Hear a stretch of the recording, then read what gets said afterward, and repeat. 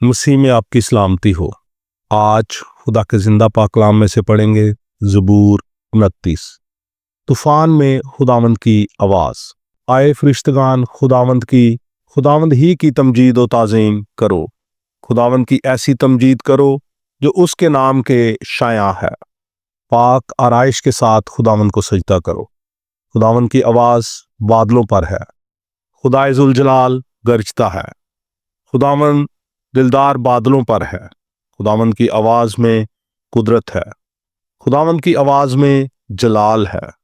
خداوند کی آواز دیوداروں کو توڑ ڈالتی ہے، بلکہ خداوند لبنان کی دیواروں کو ٹکڑے ٹکڑے کر دیتا ہے۔ وہ ان کو بچھڑے کی مانند، لبنان اور سریون کو جنگلی بچھڑے کی مانند کداتا ہے۔ خداوند کی آواز آگ کے شعلوں کو چیرتی ہے۔ خداوند کی آواز بیابان کو ہلا دیتی ہے۔ خداوند قادس کے بیابان کو ہلا ڈالتا ہے۔ خداوند کی آواز سے ہرنیوں کے حمل گر جاتے ہیں، اور وہ جنگلوں کو بے برگ کر دیتی ہے۔ اس کی ہیکل میں ہر ایک جلال ہی جلال پکارتا ہے۔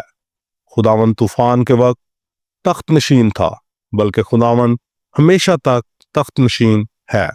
خداوند اپنی امت کو زور بخشے گا۔ خداوند اپنی امت کو سلامتی کی برکت دے۔